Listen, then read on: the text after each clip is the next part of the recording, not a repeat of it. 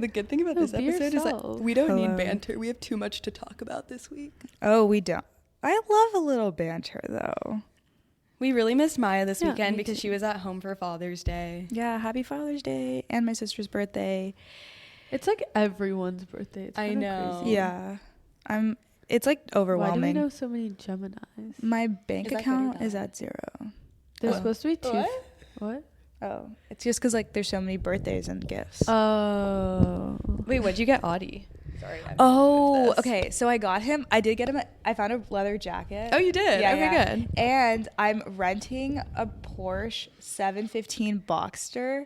Wait, that's so for the cute. Day. Yeah. That's so cute. And then we're going to go to Napa and go in the Porsche and drive around.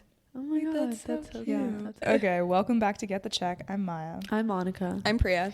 And today we have a fun lineup for you. So first we're going to start off with Meta's investment in Scale AI. They're taking a 49% stake for $14.3 billion. And also Alexander Wang will be joining Meta's Superintelligence team. And then next, we're also going to go into the recent No Kings protest across the country, as well as the ICE raids in LA, and specifically the impact that has on the rest of the country. So like Maya mentioned, Meta has invested $14 billion for a 49% non-voting stake. And if you're curious what's going to happen to Scale, they've already appointed their new CEO, who is Scale's strategy chief. His name is Jason Droge, and he'll be taking over. They were previously valued at $13 billion in 2024, but then earlier this year, they did do a tender offer for $25 billion. So this is like pretty in line with what we would expect to see. So going into specifically what Scale AI does before we get into the deal, they specialize in providing high quality labeled data sets for training AI models. And this includes data annotation, validation, and model evaluation. So Scale AI actually got their start with the AV industry. So they started data labeling traffic data so that cars could understand, hey, this is a stoplight, or this is a traffic light, or a pedestrian walking down the street. And then they realized that this can be also applicable to our AI models and LLMs. And now the recent trends in training these LLM models is using a method called RLHF, which is reinforcement learning human feedback, where you basically label the data set with a reward signal, and you, for example, this is a good math equation, or this is a bad answer to the math equation. So like thumbs up, thumbs down, like qualitative feedback, so that the model can optimize its rewards, and that's how you update the weights. So being a data labeler and a data provider and a data annotator, all of this is very crucial for companies that create models, hence Meta or OpenAI or Google. They all need a data labeler provider to train their models. And we have an episode on that as well, in case you're curious. Yeah, and Scale was founded in 2016, so it's like almost a decade old now. Yeah, so basically they said that they're now going to have an expanded partnership, and specifically the words they said were they're going to deepen the work they do together producing data for AI models, and the agreement will substantially expand Scale and Meta's commercial relationship. So I think that all makes sense, but what's pretty interesting are the terms of this deal, because it wasn't something that I feel like is talked about a lot. So specifically, their employees are going to get paid out, I think 75 to 100% for the value of the deal. So it's specifically taking the money from the partnership and basically paying out dividends to the employees and investors and all the people that have shares, because usually they would just like buy out the shares themselves, and the employee or the investor would just have like a normal exit in the company and make whatever full amount it was. But in this case, Scale said, we're not actually going to use this investment towards R&D or like whatever else they might want to do. And they're instead just going to pay out all of their employees and investors. Are they getting paid with Meta stock, or are they getting paid with cash? Cash. That's crazy. It's literally straight cash. Well, this is something we covered in the AI trend report last week from Mary Meeker, is that like Meta and like the top 6 companies, big tech companies, have a bunch of free cash flow now. I think Meta had like 50 billion. So it makes sense where this cash is coming from, but that's still a crazy check. Yeah, because it's like they're basically just paying all this money, not even to develop Scale as a company, but just to get Alexander Wang. Like, it's crazy. Yeah, because like they can throw money at the problem in order to become a top. Yeah. Like in order to become a top leader in the industry again, which is like basically Zuck's Hail Mary attempt at coming back into the game, because Llama sucks. Yeah, and so like to put numbers to it, Excel, there was like a Bloomberg article about Excel and like what their payout is going to be, which is $2.5 billion. And their investment only totals like 300 something million. And they still get to keep That's all of their crazy. equity, which is like an 18.5% stake. So it's pretty crazy. So employees and investors get a little payday. That's why Lucy Guo is now the youngest female billionaire, which is like a whole other thing. Because basically people were like, how is she the youngest female billionaire? Like, how did she do already it? was. Yeah. No, I thought Apparently this was the thing. No, like, because they announced that before they announced this. Allegedly, she liquidated her Scale AI shares earlier. Oh, okay. But I don't want to talk too much. She on her probably name. liquidated it in the tender offer in April because that was just about when the Forbes article came out. But honestly, it's like not even a bad deal because she basically got paid out at a $25 billion valuation. So Yeah. But yeah, getting into like why Meta specifically wanted to get 49%, which I just think is like kind of odd. Yeah, so basically they got 49% and it's non-voting shares because it's less likely to trigger an automatic like FTC review of what they're doing. And we've actually seen other companies do like super similar things. So like Google acquired Character AI when it was worth like $1 billion.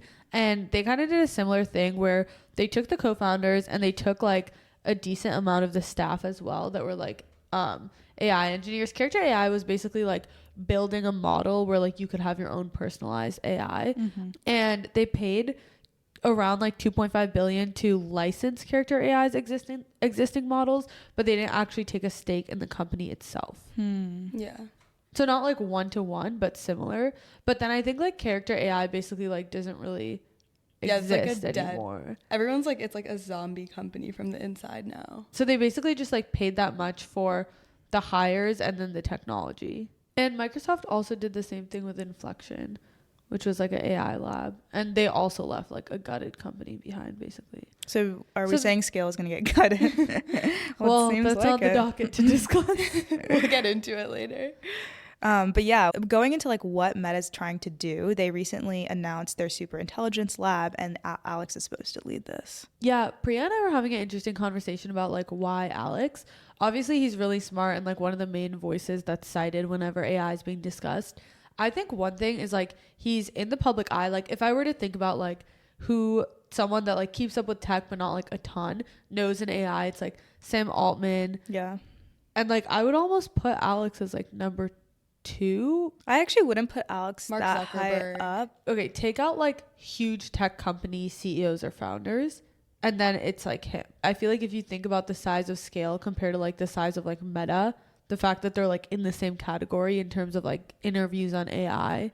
Yeah, and he was know. like in Congress, like with the rest of them testifying on Yeah. things. Yeah. He also like has been on this like there's been this whole shift under like Trump's second administration where a lot of these tech leaders, I would say like they've become forefront figures in like policy discussions. And he's like really done that for a long time and been like AI is like the key to America winning.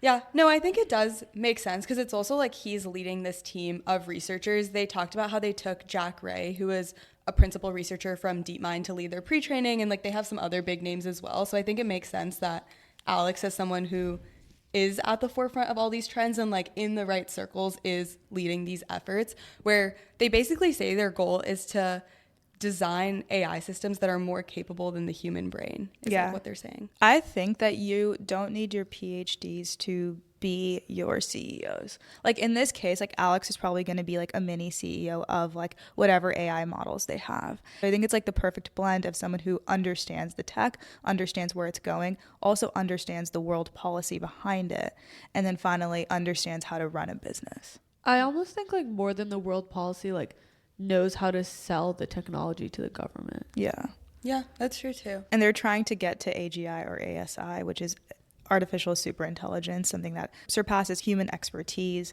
And so this is essentially them saying, yeah, like we're behind in the AI race and we're back in it and we're going to pay 9-figure pay packages to all these people and poach a bunch of them. Yeah, to like your point about how Mark Zuckerberg feels like they're super behind, there were a bunch of articles that came out after, and he was like, I'm so personally frustrated with the pace of like Meta's AI development. And apparently with this whole change, he reorganized the Meta office so that the AI team will sit right next to him in the office, and he fully rearranged their office because he was like, I need to keep an eye on them and I need to be super hands-on in this entire process. That's so funny. Well, he's, I feel like, been just frustrated with his employees in general.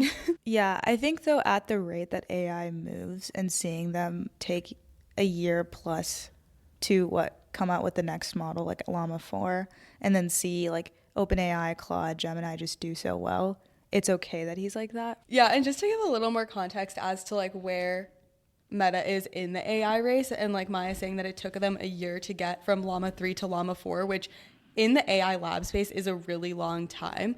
They basically are behind like the 3 major research labs, which are Google, OpenAI, and Anthropic.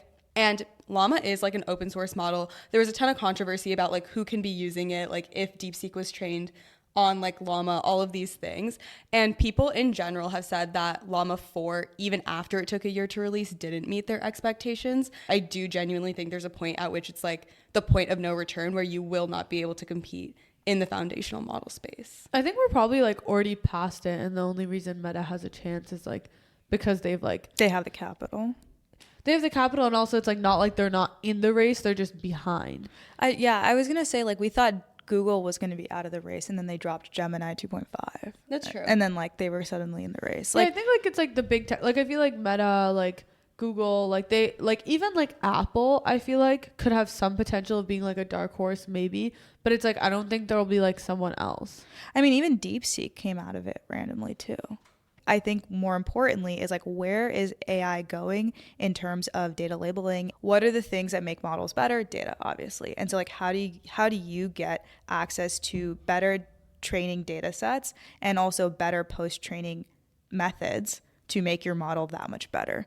And so as we move towards AGI and ASI, one of the key callouts, specifically in AI 2027, was creating a model that continuously learned and was able to update itself in real time. And so when you think about that future and then you think about where we are now, it's like, okay, what's the difference? There's what we have right now, which is just scaling the current version of RL, so expert labeled data. And then I think there's like a whole other world on the other spectrum, which is like, hey, is there going to be an advancement where we can like update these models real time? Are we close to that? And that rests on an algorithmic breakthrough. And so in the middle, you're basically trying to do anything you can to have a step change in the next model that you produce. The things that are more controllable are specifically working with people like Scale, because Scale has access to like this expert network that they've created. So do you think like it's something they couldn't have gotten just from being a customer of Scale? Like you think it goes beyond that? Yes, because I think if you want to control, like if you believe Scale has access to this expert network and can provide you access to this data labeling system, which is that much better than all of the competitors out there, you're going to want to do something close to an acquisition of that competitor. Like if Scale is truly ahead of like Surge, Snorkel, Mercor in that way, you're going to want to gain access to that, and you're going to want your competitors to be like, no, I'm not going to use Scale anymore, so that if you truly believe in that term, you lock it down. It's like more to hurt Meta's competitors than to help themselves. It's like not so much that their relationship with Scale changes because of this stake, like in terms of what they're doing. Like sure, it might be like deeper or like bigger, but it's like essentially like all those, like you can make the relationship deeper and bigger as a customer too. Like that's not exclusive to owning a part of a company. Yeah, I guess it's more like hurting their competitors. Yeah, it's almost like the fallout from their competitors is almost like purposeful. Like everyone's like, oh my God, Scale's losing all customers, right? All these people can like now, there's a bunch of contracts that are now open to go up for grabs, right? Maybe like Meta actually wanted that. Yeah, I can see that. Yeah. Well, do you think it's like maybe Meta wanted that, or do you think it's like they definitely wanted that? Like that's the point of it. I'm not sure. Like I feel like the point is almost like a combination of that and like Alexander Wang. Yeah. I know. I kind of feel like a lot of it was they had to make the deal good enough for Alex to join. I just don't know if Scale is like, do you think they're differentiated enough from everyone else that it's worth Meta doing this just to like deepen this relationship, I guess? When you do market mapping and you like try to like research the competitors, research the contract sizes, like Scale is like miles above. So like years deeper into their product. I'm trying to say is like I feel like the effect is more to their competitors than like it's more like other people losing access to the ability to get their private data labeled by like the top player than like Meta somehow getting access to something. Because usually it's like you acquire a company and you get access to like technology that you didn't have access to before. But it's different in this case where like Scale's entire product was already providing that technology for Meta. And they also already had deepened their relationship even before this acquisition. Like they worked on Defense Llama together, which was basically like fine-tuning Llama for I the totally DoD. forgot about that. Yeah. So like they had partnerships. Like it's not even like, oh, they needed like to acquire a stake in order to like work together on these projects for the DoD and the government. Like, You think it's just restricting access for the rest I mean, of that's the only thing I can come up with. And Alex. Yeah, like the only thing I can come up with is that and Alex. And like I'm sure there is benefit to like owning 49% of the company that labels your data. And I think the benefit is like mainly verticalization, right? When you can verticalize as a company, like you own the model layer, you own because it goes like data layer, model layer, then there's like the compute layer, and the application layer, and they don't own compute, right? But they own everything else. Well, they're trying to. They like have some research in developing chips, but they're still working. But with we need NVIDIA. it. But it's basically. but it's like they don't own the compute layer, but they own like every single other layer, and it's like the compute layer is probably like the layer that people are most okay with not owning also. Well, so this is what I wonder is actually like maybe having scale in-house gets them closer to continual learning LLMs faster, because like in order to like update your model real time, you also need to like provide feedback on the data real time, which would be what scale needs to do in this case. So like you said, like being completely integrated in like labeling the data real time or evaluating the data real time. Yeah, like it's more efficient. It doesn't need to like go through scale, then go through not even just like more efficient, but having the team now dedicated to that purpose because you own that big of a stake. Because like what's his name? Oh, I see what you're saying. Yan. The way you said that was said so it like funny. Yanny and Laurel. Yan LeCun. Yeah. Oh, what? Can I see this? Chief AI scientist. It's Yan. literally just Yan. Like, I don't know why she's saying it like that. Yan. You sound like Parm. I know. Chief AI scientist Yan LeCun is trying to explore neurosymbolic and energy-based architecture, which from what I understand is just another version continual learning LLMs. And like he wants to champion this next wave, and he has like an idea on how to get there. And I think part of that is having scale in-house. To provide like the data feedback as quickly as possible, or like on demand. Yeah, I don't even think it's like on demand. Like I think you can definitely have have it be a separate SaaS, like Scale still be a third party. It's just the fact that like now that they own Scale, like they can work together to develop it faster. But I don't think like the actual like network latency would have been longer if Scale was not built in-house, because like Scale can always like deploy an on-prem like service for them if they really wanted to like reduce latency. I think it's just the fact that now your two initiatives are aligned together to reach ASI versus before Scale's pure initiative is just to get the biggest contracts. And so like aligning those a little more closely of like reaching ASI and trying to work on this continual learning LLMs basically makes them not have to worry about dollars coming in. Yeah. But like, don't you think that like Meta will still, and I guess this kind of gets into the other players as well, but do you think that Meta will continue to rely on other players as well? Because I feel like for any model, you need to rely on like 5 to 10 different labeling sources. Really? Yeah, like all the players do. They all have contracts with like all the same companies. But don't they have like bigger contracts with one company? Like isn't Anthropic's like main contract with a different player? I mean, like, sure. yeah, I mean, I'm sure there's like bigger or smaller contracts, but like on average, there's at least like 4 to 5 public vendors, which are all the companies that we're going to get into that will like talk about their competitors. But then they also, in addition to that, usually have like 5 to 10 smaller vendors that are like more specialized in a specific thing. And so when you have all of these different labelers, and it's important to have like this diversity of data, I feel like Meta is also going to need that. So basically the 4 competitors that we want to talk about are Snorkel, Surge, Mercor, and Turing. And when I was looking into all of them, literally every single one is like, yeah, we have an OpenAI contract. And like they do. And obviously they're like 2 different degrees. I guess I'm just curious, like before we get into that, what you guys think Meta will do now that like they're committing themselves basically to like scale. Yeah. But it's like, I think that they still will need like other I labelers agree. as well. I just think they'll like reduce it the same way. Significantly, Like, yeah. Well, maybe it's like that they'll still have those contracts, but like a lot of their like cutting edge research will be done with like Scale. Yeah.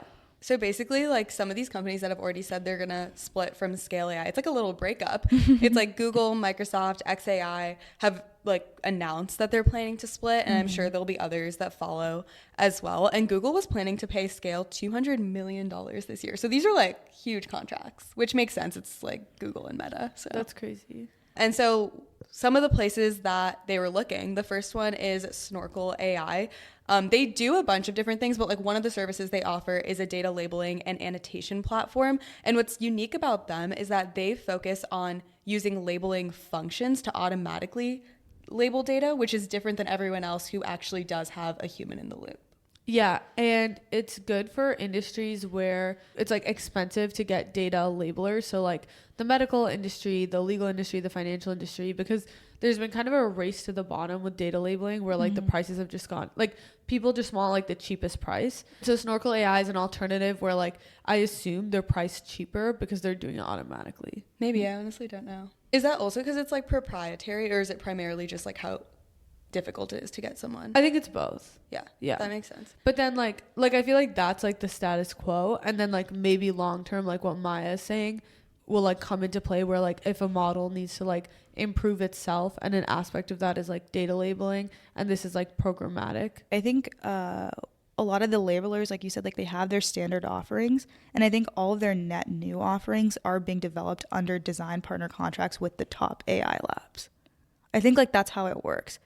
And basically, like, the way they're able to do this automatic labeling is just through, like, a rules-based system and a heuristics-based system. So it expresses the domain knowledge of a subject matter expert, but it isn't, like, an actual person that's a subject matter expert. So it's, like, keywords, patterns, database lookups, things like that. And they can basically just auto-label any data set you want. Yeah, and then speaking of the fact that Snorkel is in like a lot of areas where it's like scarce data or expensive to label to get like a medical professional to label, that's kind of where Surge AI comes in, because their data labeling workforce is highly skilled. And so they have like the doctor or the physician like labeling your data or whatever. It might even be like a finance professional. So they focus on like really high quality data, and they do like a lot of language stuff, I think, too. Yeah, it's funny because like a year ago not a year ago, but like 8 months ago when we like talked about Scale, we were like, oh, like 3 or 4 months ago they just released their like expert data labeling service. I remember that. And like now like that's like a must have for any data labeler. Yeah. And I just thought about how it's crazy how fast like the needs for that specific type of product have like exploded across the industry. Yeah, why didn't we think about doing that then? Because like that's like basically what Mercor does too. Yeah. I feel like. Well, I feel like when we were talking about it, it probably had already been Too late. Yeah. Because if they're like talking about it, they definitely have been working on it for like the last 6 months, and it's like already in production getting used somewhere. Yeah. Guys, if we just started the podcast a little earlier. But yeah, that brings me to Mercor, because like they their whole thing is like they say they're a recruiting platform, and I guess in a sense they are, but they basically get like software engineers and like other professionals to do the data labeling, and they have this like long-term vision where like you go to them to get like a full-time job because they use like AI to interview you. But in the status quo, their product is like mainly contracts with like Meta, Google, OpenAI. I don't know specifically which one. You probably know, but I don't know which specific companies. Do they just have, like, hire the labelers, or do they actually do the labeling pipeline too? They hire the labelers. So like basically they have a network of experts, and like those are like doctors, software engineers, PMs, like whatever it might be. And then the way their structure works is like they have like a projects lead basically that like leads each of these companies. So like OpenAI will have an SPL. Didn't you get a bunch of emails about recruiting for their SPL role? I think like one email. We know like so but many like people. a lot of my friends in consulting have like interviewed for their SPL position. Like, yeah, so like literally everyone we know. Wait, what is this I've role? talked to them about briefly. It's like kind of a TPM role. Oh, okay. Yeah. And so what do they do? So Like, basically, like, they're the owners of that contract. So let's say there's, like, an SPL assigned to the OpenAI deal. Yeah. So, like, they completely own that and dedicate all of their time to it. And so, like, what they need to do is, like, go find experts. You have to go find the talent and then connect that talent to, let's say, OpenAI in this case. And so like Mercor is going to pay a software engineer $200 an hour. They actually pay like pretty well. And so they'll pay the software engineer. Okay, ad. And then they'll connect that person to like OpenAI and have a bunch of people on this project for like 5 weeks, let's say. And so it's and a so lot their more hiring specialized. their hiring is not even automated. It's just this SPL doing the hiring. No, because like then they have each expert go through like an AI interview. But still, no. it's not even. No, but like that's the point. Like scale, like, because I talked to like a decent amount of, like, by decent I mean like 2 or 3 people that have done like strat ops at scale, and I feel like strat ops at scale is like a messier problem than like me doing ops at Faye, because like Faye's like scope of like total people involved in the marketplace is like, you can look it up, it'll be like in the thousands, right? But like scales is in the hundreds of thousands. So imagine like the operational burden just like scaling. And I feel like when you're in ops at like any company, like whether it's like people at scale or like, things are not like so fully automated everywhere. Like there's a lot of like things where there's like someone doing it. But I guess my point is like, do they not have like a recruiting pipeline, like to recruit like a bunch of these like software engineers to hire for OpenAI to label? They do, but I'm sure there's like a matching component of like, you need to understand the specific project OpenAI wants, make sure you have like the right people doing it. And then like, from what I understand about scale, it's like the quality check is like not an easy problem to solve either, because like these like contractors never have any incentive to like actually do a good job unless they're getting penalized for not doing a good job. So like Mercor manages all of that, like all of those contracts. Like they ensure like a higher quality of data for sure, which is like what they Scale pitch. Like, for sure does, yeah. So are you saying now Mercor can be another scale AI, since they already know how to hire these They are people? another like scale AI with higher skilled people, but I think the like distinguishing factor between Mercor and scale is like, scale never tried to pitch themselves as like, these data labelers are getting like AI interview. Like Mercor's pitch is like, these high skilled people are going through like AI interviews that basically tell us exactly like the quality. Because and like take out bias think and about like it all as those like things. almost like a person looking at scale being like, what's scale's biggest problem? And scale always said their biggest problem that their strat ops people focused on was like quality of data labelers.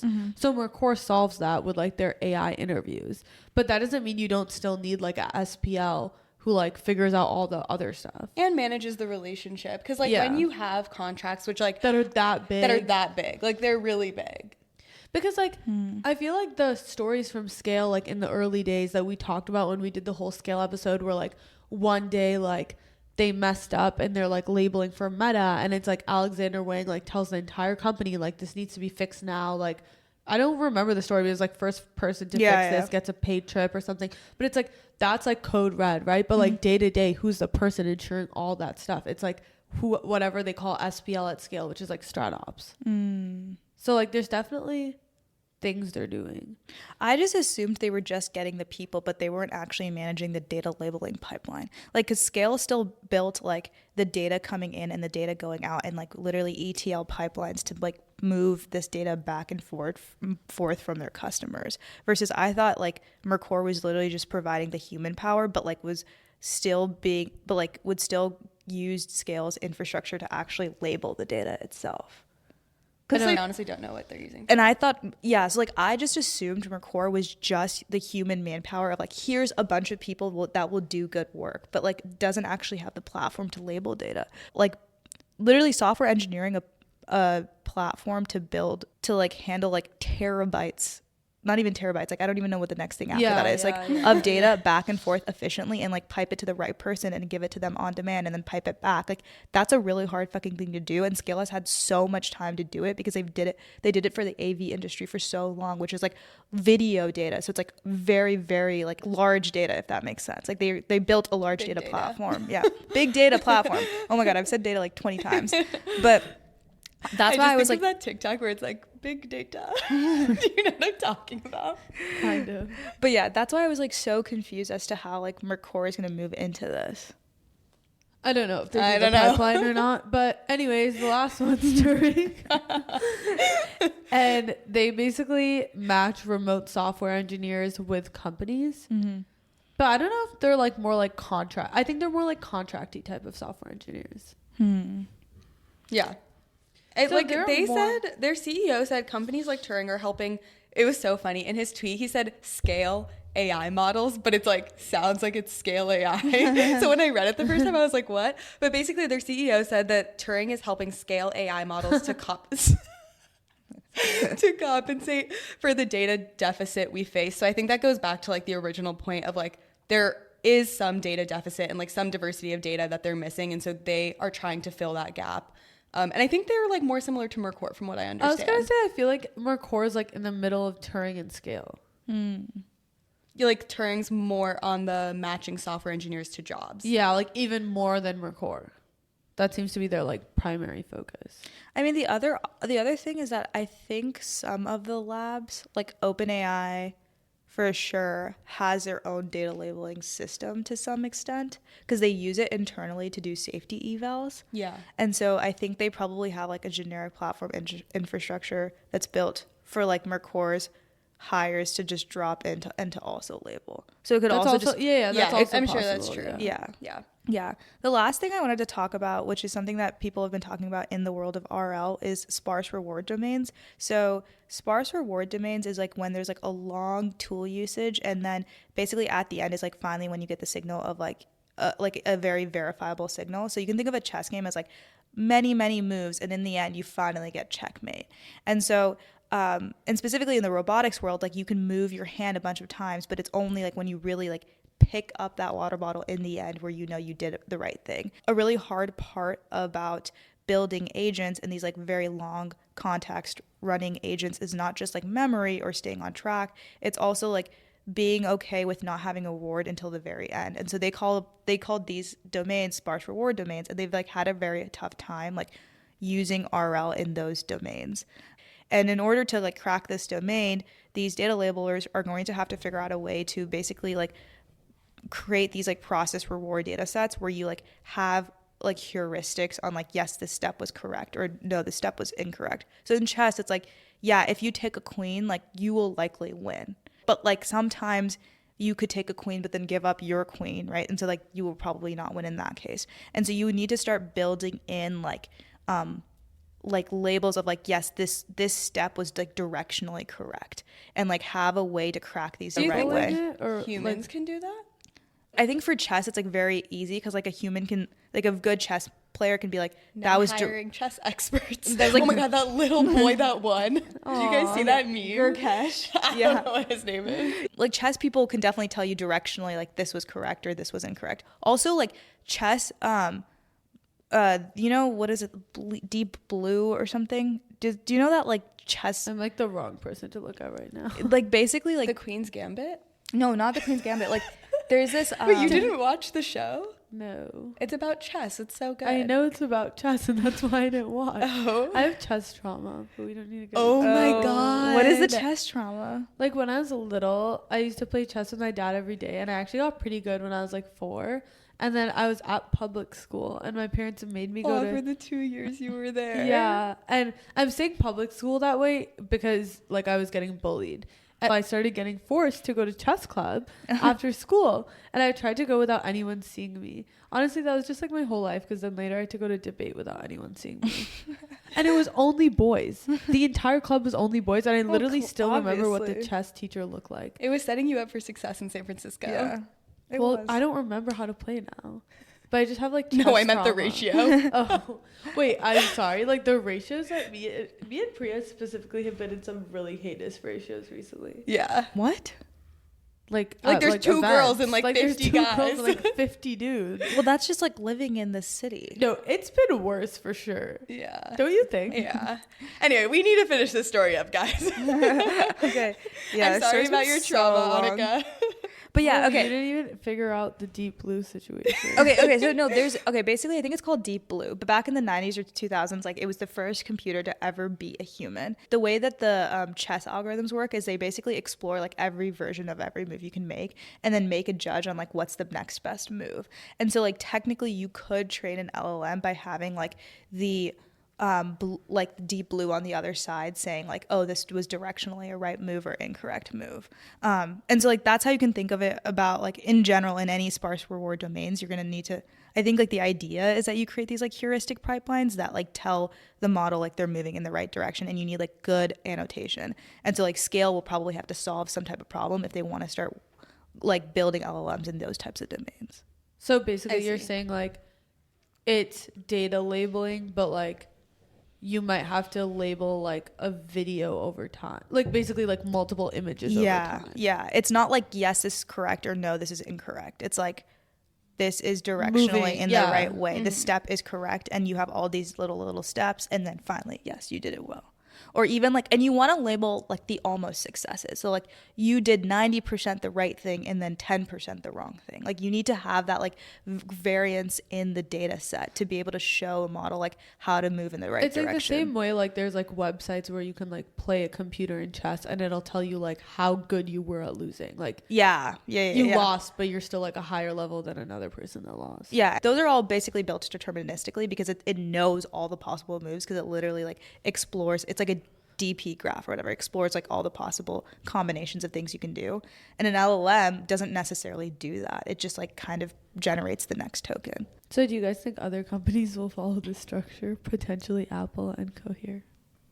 I feel like Apple kind of needs to do something in the same way as Meta. I think they're in somewhat similar positions. At least from what we know. Worse position. I don't know. Apple, dude, like, you think they have something up their sleeve? I don't know. I don't know if they have something. I don't even know. I feel like it's a good time to buy. If you're like an Apple person, like it's a good time to buy because they have nothing right now. Not financial advice. I feel like they could stay a hardware player also. Yeah, and I think they will. I mean, they still have product taste anyway. I actually don't think their hardware is the best thing. I think their product taste is the best thing. Yeah, but their hardware is pretty good too. But all I will say with Apple in general is that like people used to think that there was going to be the first person to reach AGI, but now it just seems that like multiple players will reach AGI at like kind of the same time, because the differences between the leading Claude model and the leading like OpenAI model and the leading Gemini model are like points apart. Obviously I'm not an AI researcher, like just based on what I've heard, like what you need and the breakthrough needed to reach AGI is actually significant enough that like one person could get to it over another, and that's what like puts them way above. I feel like that's not going to happen, but I don't have a good reason. I just personally think that the way things are going is like the players are all near each other, and Apple has the free cash flow to like get there if they want to pump enough money into it. Maybe. Yeah. But yeah. So next up, we are going to be talking about the No Kings protests that have erupted across the country. It's estimated that 1% of the country has participated in one, and this all was catalyzed by the ICE raids in LA that started around June 6th, June 7th, and were in like Home Depots and other local areas.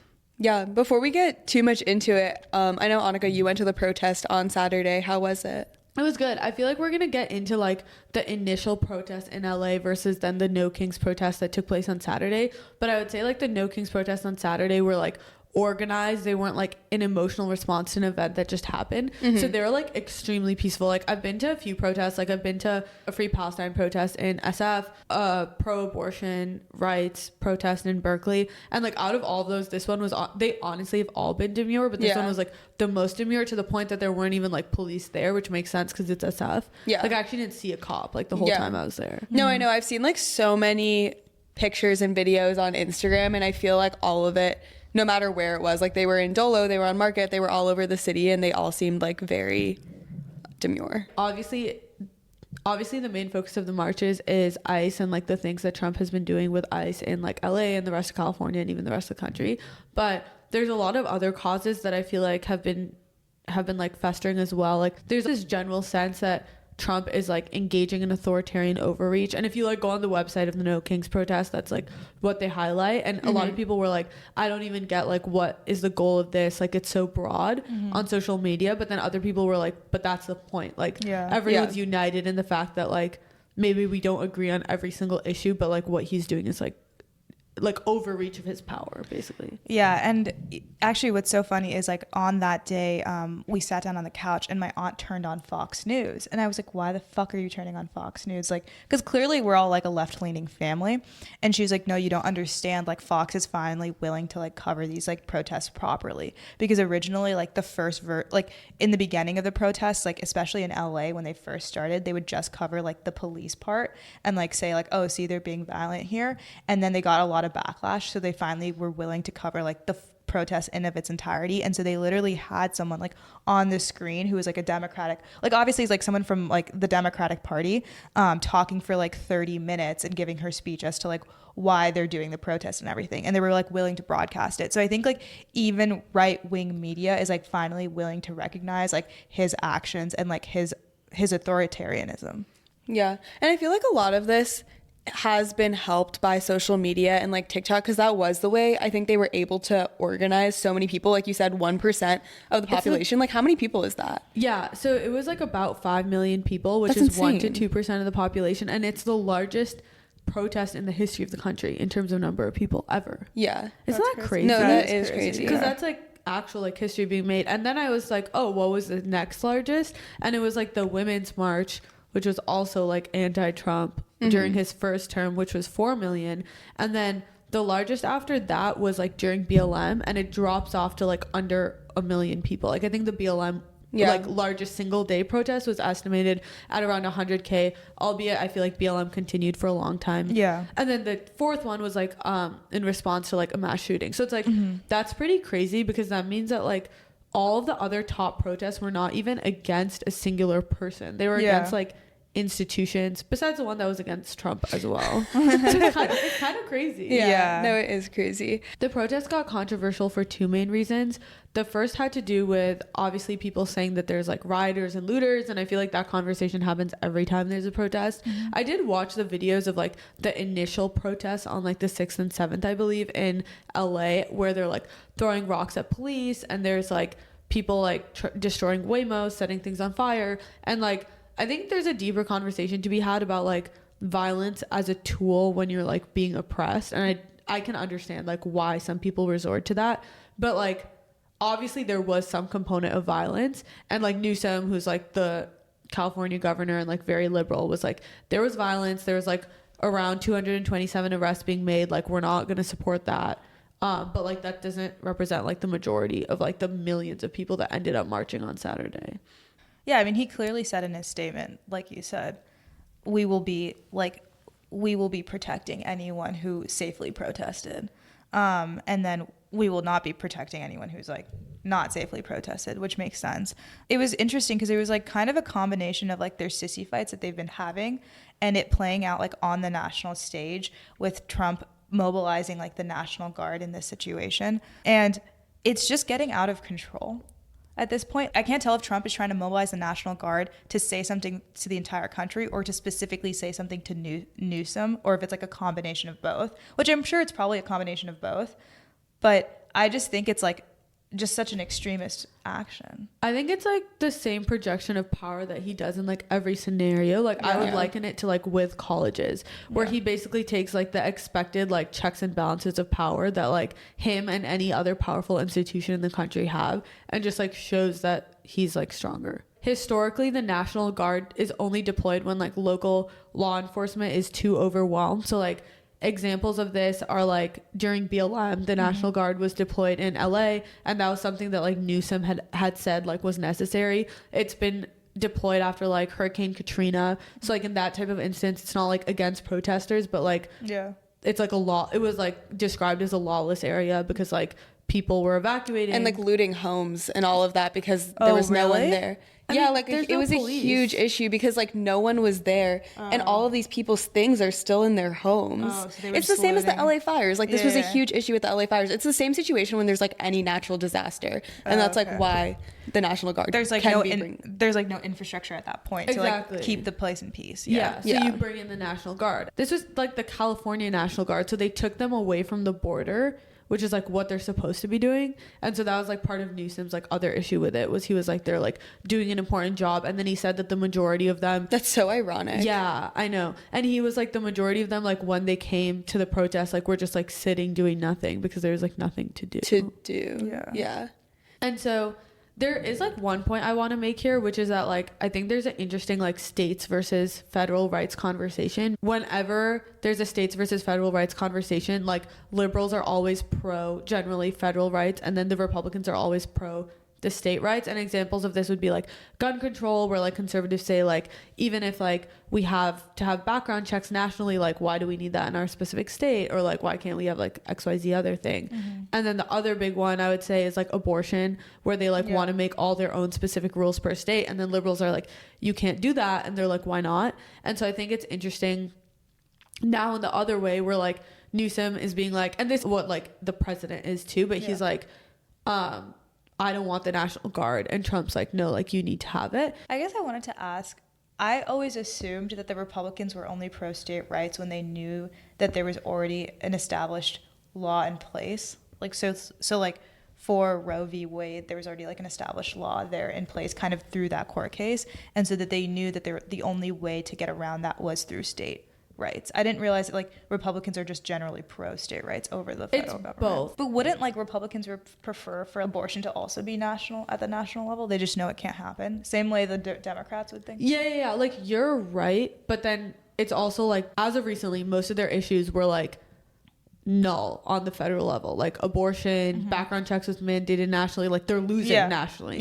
So then they start being like, wait, like states should have rights. But the idea of states' rights as a philosophy is like a deeper thing, because it's something the like founders talked about, because like when they first came here, they were like, we don't want like another like tyranny of a government. But that's not states' rights is not a Republican issue though. I'm just saying it's like in this day and age, it looks like it. Yeah, given like, the current I guess state. What I'm trying to say is like you would very rarely hear like a liberal politician in the last like I don't know how many years be like states' rights is important, but you hear it from the Republicans all the time, like that's like one of their philosophies, which like to your point is probably like mostly opportunistic, but that's like a lot of overall political philosophy. Yeah. It's just like I'm just saying, I guess like I don't think it's like deep core in the institutional layer that they want state rights over federal rights. I think it's just like you said, opportunistic thing given the last 10 years. But yeah, I guess as it pertains to like the National Guard issue, when Newsom doesn't believe it should be deployed there, does Newsom have any power to like say no to the president in that case? Well, he did. Like, does he, I know obviously he did say no, but like, does he have any power to stop the National Guard except for like the judge, putting in the ban against it? I don't think he can stop it himself, because like usually the president and like the governor would have a conversation about it. Yeah. But in this case, like they didn't. Yeah. I think it's just like never been. The situation's never happened. Like they've never disagreed. No. Yeah. This is like the first time it's ever happened. But like what Newsom was saying was that he had a really friendly conversation with Trump like a day or two before this all happened, and that Trump didn't say anything about sending the National Guard, which like that is ridiculous. Like I feel like everyone can agree that like you obviously need to have a coordinated effort on something like that. But I think like the meat of the conversation is really about like Trump's ICE versus other administrations' ICE, because like to play like devil's advocate in this conversation, you'd probably be like Obama like deported more people than Trump did during his like first term, right? And like why is like what Trump is doing so bad if like these people came here without documents? So isn't that like not an okay thing to do? Like that would be the counter argument. At a baseline, like everybody is for borders, and we like need borders. Like it's the way that like our world operates. It's not like specific to the United States, and if anything, like other countries protect their borders a lot more heavily than they're we less do. likely to take like refugees. Yeah, exactly. But like basically like the point is like it is like an important part of our country, and that's like why it's become such a big issue, because it's like something that will always exist, but like the approach to it varies so drastically. Yeah, and I think like so I actually was listening to the All In podcast, and I know like Priya, you listened to their coverage of it too. And I thought how they broke it down was really interesting, although then they didn't really like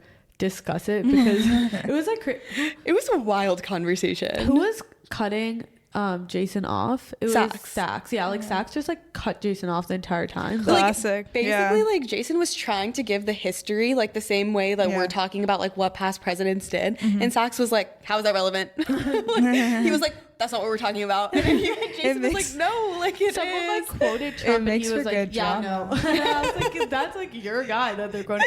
But anyways, like the way that they framed it, which I actually liked the framing of, was like they said there's 50 million undocumented There's immigrants, not. but there's 11 million. But anyways, there's 11 million undocumented immigrants in the U.S. And there's like a sliding scale, right? Yeah. You either want to deport all 11 million and you don't care like the amount of resources, you don't care who they are, or you want to deport 0. And then there's like a lot of people in the middle. Yeah. And like where Obama kind of fell was like he wanted to deport mainly criminal offenders and people that are actually physically at the border, which is easier because like they don't have a life here. Yeah. You're just like turning them around basically. And then where Trump fell during his first term was like kind of somewhere similar, but he was willing to take like more inhumane tactics than Obama, like family separation at the border. Yeah. And where he's falling now is like, actually, I'm down to target a larger chunk. Like they don't need to be criminal offenders. It doesn't matter if they're not at the border. They can have like entire lives here, which is actually a really difficult thing to do, just like resource wise. Yeah. Because it's like hard to find 11 million people that like have been here for years. Yeah. I kind of went a little deeper into this to try to figure out what are like the different exact actions. So in Obama's term, they had priority tiers. So they had like different tiers of like national security threats to like serious felons to recent border crossers to like misdemeanors. And they would go in that order and kind of rank people or rank their priorities of like, hey, what do they want to go after? And especially like Trump is just known for like very large scale workplace raids, like going to meatpacking construction or going to Home Depot, which is just honestly awful at that place because like you're going to make money and then he's going and raiding you, and these people have no criminal record. There's clearly like more effective ways that it can be done. And they have like children and lives, and like it was really sad. Like they were like taking people like on their way to like schools and stuff because they're like the places that they know people like can't stop going. Yeah.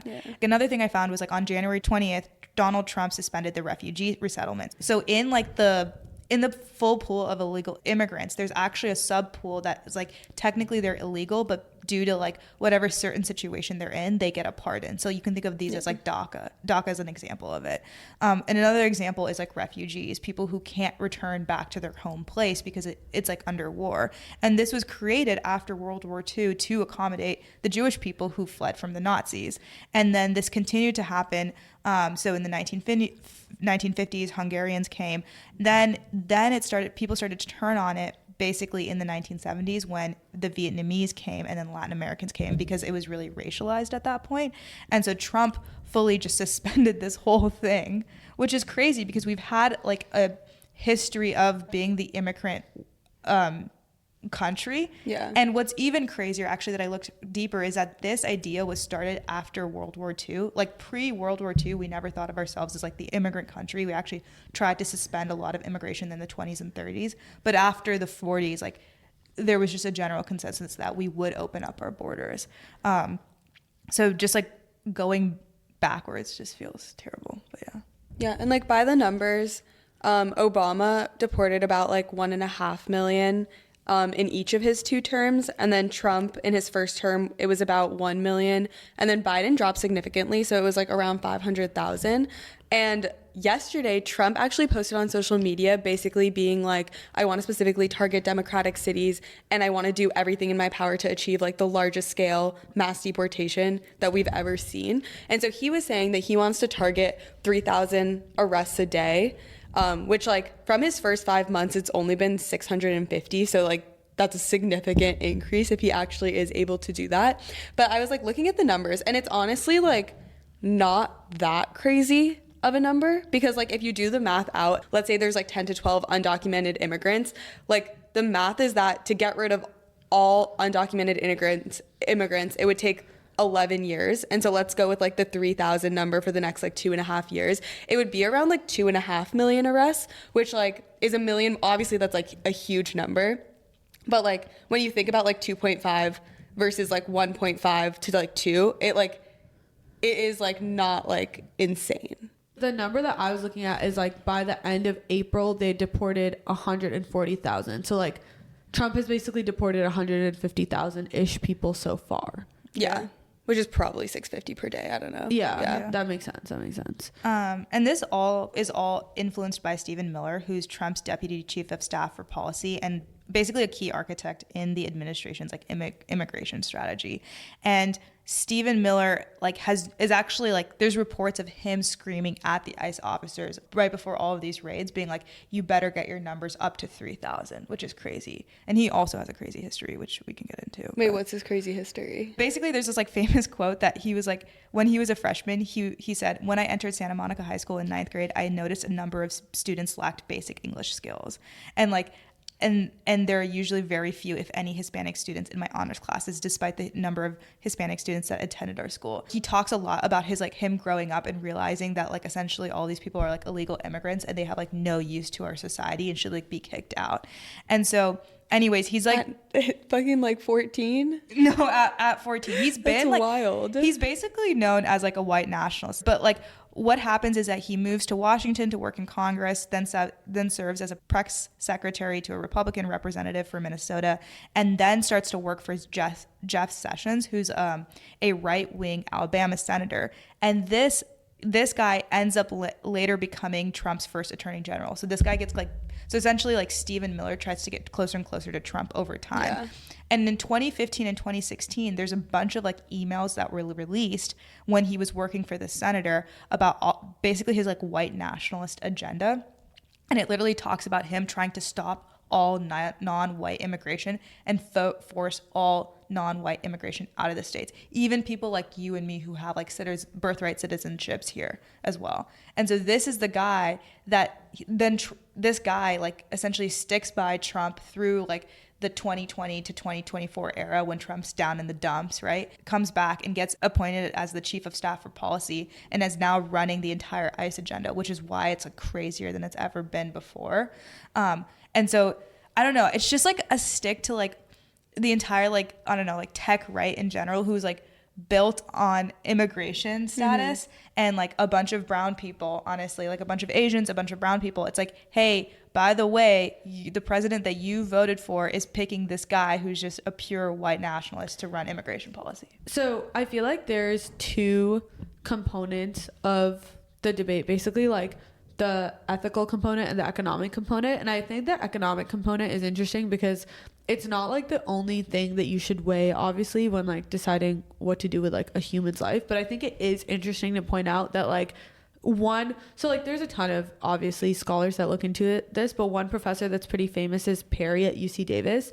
And what they find is that the skill gaps that undocumented immigrants serve in the US, especially in like agriculture, food service, hospitality, would not be filled by documented people in the US without them. And also that when you account for like the taxes and everything that immigrants like, or that undocumented people also like put back into the country, because like they pay taxes and stuff like through individual taxpayer numbers, basically. So this is the crazy part. A lot of them actually like, it's that their taxes are withheld from their paycheck also, yeah. And they don't reap the benefits actually, because a lot of that tax money they can bring back because they're like, more is being withheld. And so they could have. Than it needs to be. Exactly. Yeah. So they could have access to a tax refund that they don't even collect. But on the other side though, like if you are not here legally, then you're like using resources. You are using resources that like in theory, like I feel like it's hard because like on one end like you are paying taxes and so like you should be able to reap the benefits, but on the other side like you aren't here legally. I think which is why like I think like Obama and Biden and like some Democratic presidents have tried to be like, we need to find like a way to let people that have been here for like that many years like become legal, so that it's like better for them, better for us. Yeah. I mean, I think the other thing is that the net effect isn't necessarily negative, and it's actually positive. It is positive, right? So like even if you do account for all the resources that they're using from the country, it's still a positive effect for the country. And so like why? Because it also keeps prices down. Like it's cheap labor, it keeps prices down, and like the lower like basically what most of the studies find is like the documented people in the country that even would potentially take the job, right? Let's say there's like a job at McDonald's that is like the overlap in the Venn diagram between what documented and undocumented people are generally willing to do. If like the documented person took the job instead, like that at large scale increases the prices of things because they take it at higher wages. And so they're found to like maybe get a 1 to 2% increase in wages that's just then completely offset by like the rise in prices of goods. Yeah. But that's like for the lowest income people in the country. But for like white collar people, they actually just like net benefit from it. Yeah. Which makes sense. Yeah. I mean, people think that if you just mass deport everyone, you would shrink the labor force by 6.4% and you'd cut GDP about 5.7%, which is equivalent to like $1.6 trillion in dollars, which is essentially Great Recession territory. Yeah. So like we cannot survive without these people. Which Trump finally said, because he literally says in the end, quote, "Our very aggressive policy on immigration is taking very good long-time workers away from his hotels probably." With those jobs being almost impossible to replace. Yeah. And I was like, how are you saying You're that like, a day later? I don't understand how that's not like political suicide to literally just admit that your entire plan. No, I know. And I feel like the other thing is like whether we like the current state of how things are today, it like is the reality of the United States. And so you have to take like measured approaches given the situation that we're in, because there was basically this like study done by, I think it was like the American Immigration Council or something like that, where they basically looked at like what the predicted GDP would be if there was the deportation of like 1.3 million illegal immigrants from like all the different countries. So it wasn't only the United States, but it was like Canada, Japan, like all of these other places. And the GDP for every other country ranged between -3 billion to a +2 billion result of these people being deported. And in the United States, it was -$800 billion. That's crazy. If we deported that same amount of people. So I think that shows like not only the economic impact it has, but that like the United States disproportionately has this problem. And like we have to think of like more complex solutions and like answers to this problem. Yeah. I don't even think we need more complex solutions or answers. I think we just do not need to do workplace and school place raids. No, but I think like we do need a path to like give these like long time people a way to live in this country legally, because like, but I think Obama had like a good crack at that problem. And I don't think like, I just think we're moving backwards. I think my point is not necessarily like I don't think we need to reinvent the wheel here. Yeah. Yeah, no, I agree. I'm just saying like I feel like it's a pretty complex problem. Yeah, I think we're all saying the same thing. It's not that you need to reinvent the wheel and like everyone's gone over the solutions. There's only so many. It's more just like it's an operational issue once you actually start launching that. Like it takes a lot of money, and actually like we were talking about this before, but Trump's like behind on his deportation targets because it's like that hard to do. Yeah. And I think like that's where like tech becomes a big part of the conversation as well, because like Trump is trying to use tech to basically make the process more efficient, like specifically Palantir. Yeah. So Palantir and ICE just announced a new contract for $30 million, and it was a no bid contract. So basically like they essentially just gave the contract to Palantir.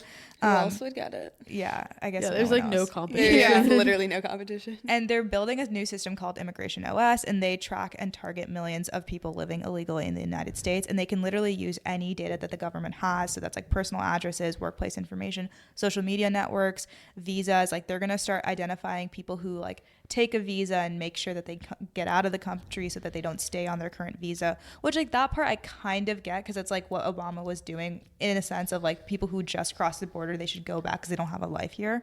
But they also will be using any like interaction you have with the police. Immigration OS is actually being built on the platform that like Obama originally had Palantir build, which I think is really interesting because like Palantir has been like so entrenched in our government for like a while now. And like you brought up the point that like they were originally incubated by the government. Yeah, like in InQtel, like the CIA's venture firm literally incubated Palantir, which like makes so much sense. Yeah. And like basically the Obama administration gave it to Homeland Security to investigate like serious cross-border criminal activity. So it was like money laundering, human trafficking, like all of these things, and also like deporting people that were at the border. And so like it's like one thing just like snowballs into another because it's like you can use the same technology for like all of these different things.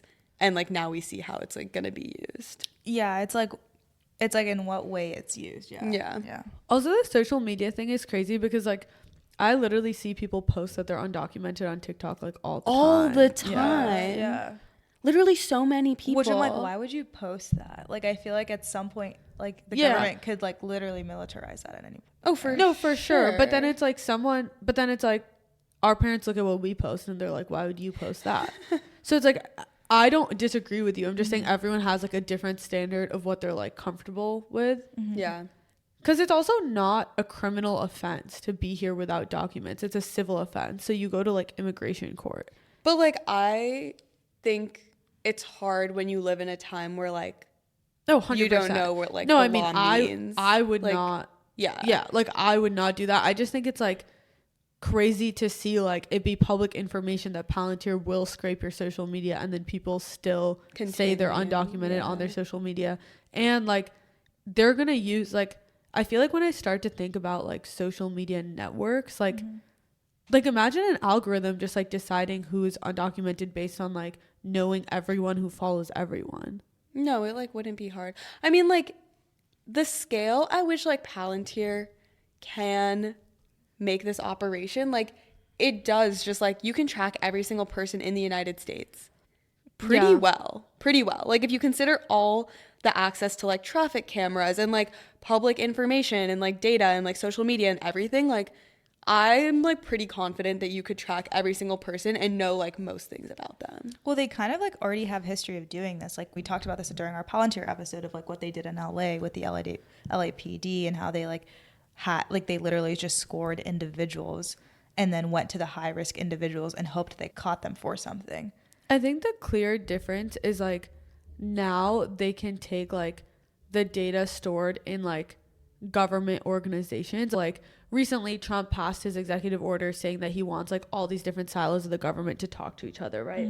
And then like there was pushback where like Doge was asking for like people's tax information, their SSN information, and then the judges are like going back and forth saying like no, you can't do that. But then like Trump is basically saying like no, I want all of these departments to talk together. And now like Palantir's in talks with like the Social Security Administration basically. And I think like that's where it gets like even more scary because it's like the local police that were working with Palantir in LA like had like their interactions with them and like their social media, but there's still like national data that they didn't have. But now it's like we have no choice. Like we all have to pay our taxes. Like they have to have our information, but then they're like going to use it against you. Yeah. I think the other thing on top of all of this is that the House just passed a bill called the Big Beautiful Bill where they give ICE another $45 billion to expand detention capacity and $14 billion on removal operations and $8 billion to hire more ICE officers. So it's kind of crazy that like, I don't know, Trump is like, what's the stat? How much they're trying to save In Doge like every day or something, and then they just go and like pass this bill and it's like counteracting the spending of like and like he's not even being that effective with the ICE removals of like what he has today. But yeah, this has yet to pass the Senate. We'll see what happens with that. I feel like a lot of people were really against it, right? I remember seeing a bunch of things on Twitter and like even like a bunch of people on his side were like, this is insane. Well, isn't that what the whole Elon Trump split was over? Yeah, that was like part of it. Yeah. Well, it'll be interesting to see if I actually think that he will tone it down a little bit.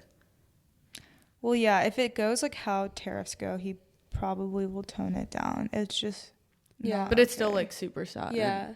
And I feel like I don't know, maybe like if he gets the technology, like he will try to hit quotas but like not do workplace raids, but at the same time it seems like he doesn't care. So I mean, I won't name like who this is or how I know them, but basically this person like will not go to their grocery stores anymore because like there's been so many raids there. Oh my God. Oh, really? Yeah. And so they literally have to go to like the whitest of neighborhoods to go get groceries. That's crazy. No, it's like so sad. Honestly. Yeah. And it is crazy because I feel like people also think it's like in communities that like maybe you're not a part of, but it's like crazy. Like I literally in Irvine, there were like a ton of ICE raids literally at the grocery store, like right outside my house, which is like Irvine is the safest city in all of California. Like it's literally the #1 safest city in all of California. And like, it's literally like suburban, just like normal. It's also like those people are like either like building construction sites. Like the undocumented people in Irvine are probably at construction sites building like things for like the Trumps of the world or like cleaning houses. Like what else? What other job Yeah. Yeah. I don't know, like it's just what like are you- sad. Like it's like they're going Yeah. there to work like longer hours than anyone else. They're getting paid less than anyone else, and you're just like taking them. Yeah. Yeah. And they have like kids and stuff. Yeah. I don't even understand like what happens. what happens. Yeah. Like I don't think. I mean, I guess you go into like foster care basically. Yeah. Yeah. That's really sad. Yeah, it is really sad. Anyways, with that, we end our episode. Thanks for listening. Next week, we have a fun episode scheduled. It's an interview with a recent founder of a YC startup that just completed their demo day. And it's a really fun conversation. It's really fun. So you definitely should take a listen. Thanks. Bye. Bye. Bye.